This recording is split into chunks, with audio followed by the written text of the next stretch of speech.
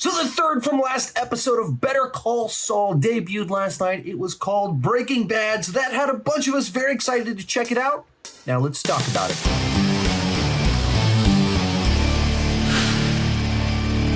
Hi, my name is Sean, and I love to talk about movies and TV way too much. With that in mind, go ahead and join me down below in the comments section. Let me know, what did you think about the last two episodes of Better Call Saul, as well as the direction they're taking this final stretch of episodes? Of course, this is a spoiler-packed review, so if you haven't watched the episode yet, please don't watch this video. Go watch the show, then come watch the video and join in on the conversation. With that said, let's go ahead and get started talking about it. And last week I decided not to post a review because it was just such a dramatic change in direction that I just needed to see where they were going with this. I needed more context to even evaluate what happened, because it was the change of pace, change of timeline, unexpected direction, picking back up on a plot line from what was that, the stuff from the beginning of the last season. And so it's just such a dramatic change of direction. I needed more context. I needed to see where they were following it up to even kind of process what I was seeing, because it was just such a change of gears. It's just, we're going at one pace, we're on one plot line, we're feeling one energy, and then slow down to a crawl. We're with Gene doing scams, following up on this plot line about him getting spotted by a taxi driver. So I needed more context to kind of track with what was going on here. And it feels like this episode gave us that context. So what are we doing with this final four episodes? We're trying to mirror, this is a pattern in his life, that Slip and Jimmy, he escalates things. He can't, just like Chuck said, he can't control himself. He can't stop himself. And so in particular, this week's episode, it mirrors when Saul discovers who Heisenberg is, the blue stuff. He's very much the person's like, man, this is a gold mine right here. There's so much opportunity to make money off of this, despite Mike warning him, this is a bad idea. This is not a professional. This will go bad if you go down this path. But Jimmy just sees money. And then likewise over here in our future timeline, he does this one scam, says, we're done, never speak to me again. And then when Jimmy realizes everything's going bad, he can't control, he can't give it up. He just sees more opportunity, and he goes back. He prompts them to keep doing this, keep going. And even as you get to the end of the episode, there's a guy with cancer, and someone's like, this is not a good idea. This isn't the right person to scam. There's no way to justify this. And I've removed the tape. This is bad. And then at the very end of it, even the taxi driver guy's like, do we even have time? Are the drugs still going to be working on this guy? This is not a good idea. Jimmy's, we got this. We can make it happen. And he goes in there, and the tease for next week implies it's probably not going to go well for him. And I assume all of this is setting up what's his eventual downfall. How do you tie all this back? How does Saul Goodman get discovered? I'm assuming this is it, that he can't help himself. That's the tragedy of Jimmy, that he can't stop. He's tempted, and he always goes for it. And there was a brief window of his life where he tried to do better, and maybe he could have been better if his brother Chuck had been a better mentor, had given him more grace, given him more opportunity, and actually guided him away from Slip and Jimmy. But instead, he always perceived him as Slip and Jimmy, and it became a self-fulfilling prophecy. And so that seems to be where this is headed, that the downfall, how is Saul Goodman going to get caught? How is Jimmy ultimately going to pay for everything that he's done? Even here, even this just stupid little scam with these two guys that are like, dude, this is a bad idea. He can't stop himself. And it seems to be where that this is all headed. What did I think about what's going on right now? I am not feeling it. As the conclusion to the show, it feels a bit like a bit of a letdown. Like, we let all the air out of the balloon too soon. All the stuff that was like, the characters we're invested in, the plot lines that matter to us, got resolved when there's 4 episodes left. And at that point in time, there's a little bit of epilogue of like, what happens to everybody in the end? Or what happens to Kim way down the line? But as for like, what are we tracking with? The arcs, the journeys, he transitions to Saul Goodman with 4 episodes left. And then they have to find a way to kind of land the plane, have this resolution in the future timeline. And that requires introducing new characters, new plot lines, new conflict with 4 episodes left. And it's the sort of thing of like, I just don't really care about these characters. I don't care about it. Just feels like leftovers kind of happening. And then they're trying to give us, throw Breaking Bad fans a bone. Like, well, here, look, Bryan Cranston, look, Aaron Paul.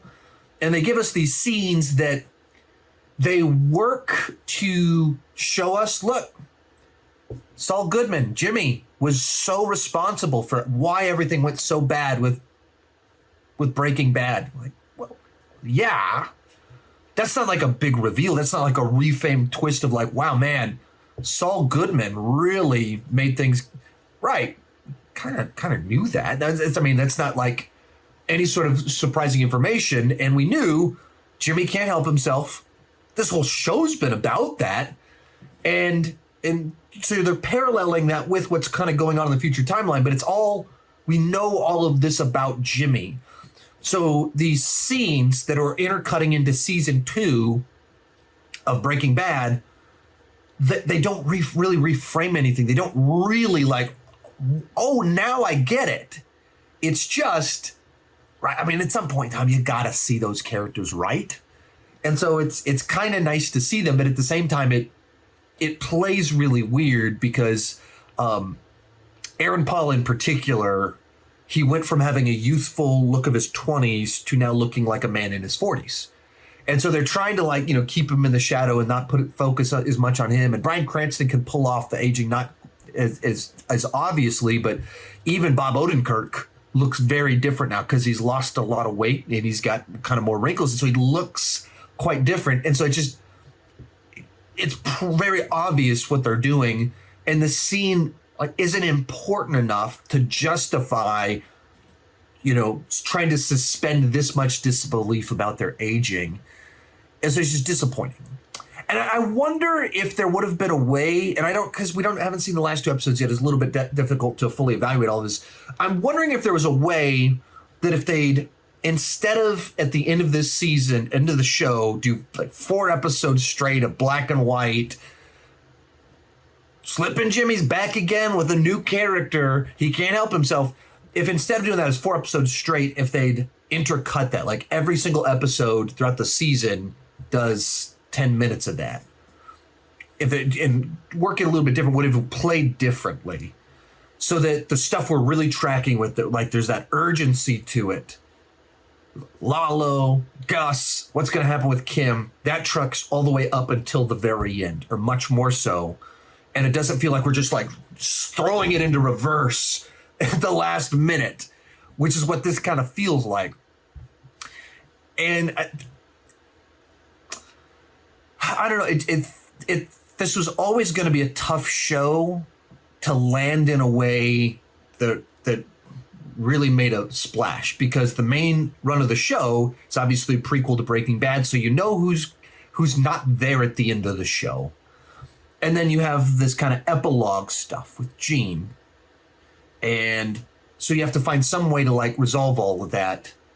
And I don't know if they just stretched out some of this stuff too much, or they held too late to play out the plot of what's going on there. So it just feels like, right, Jimmy can't control himself. Right, Jimmy's slipping Jimmy. He's going back to his old, right. This is what the whole show's about. So you're just rehashing what we already know, just with characters we're not as invested in, at a time frame that's not as interesting. And so it just feels like we're ending the show soft. That's disappointing. At the moment, and maybe, I guess there's a chance that in the next 2 weeks they'll really kind of pull a fast one on us and do something that makes it, there it is. Oh, wow. Now I get it. But, you know, it doesn't seem that way. Like, it seems pretty clear they're setting up this downfall via he can't help himself. So he went back to his old ways, I guess sparked by, I'm assuming, rejection from Kim, some phone call there. She did not want to speak to him, or however that played out. Clearly he was not happy, and whatever that was. And now he just slipping Jimmy, goes back into it, just more irresponsible. And I don't know. I haven't been crazy about this season as a whole, and all of it is, there's been like 4 great episodes and a lot of stuff that just feels really stretched out. Like there wasn't quite enough plot here in light of where the characters needed to end, in light of where the rest of the show is. And that's what this is feeling like to me. And I don't know if maybe they could have restructured it so it could have played better or been paced better or something. But as is, this is not a top season of Better Call Saul for me. And I don't know. I'm talking with my friend Cody Leach, who's already posted his review, and apparently most people have had very different opinions on this episode than I felt about it and he felt about it. But I am not feeling what they're doing with these last 4 episodes at all. Let me know what you thought down below in the comment section. And I doubt I'll have a review next week because I'm on vacation. But 2 weeks from now, we'll be talking about the finale. I hope they can pull it together. I hope, my expectations are dropping for the quality of the finale of this show. But I hope 2 weeks from now, they really find a way to pull it all together and have a satisfying conclusion that ties it up and gives some sort of actual, meaningful, insightful look at Jimmy and the fall of Slippin' Jimmy and everything with there. But I don't know. At this, I don't think they picked the right way to land the ship, or right way to give out the information at the right points in time. I'm not feeling it. Let me know what you thought.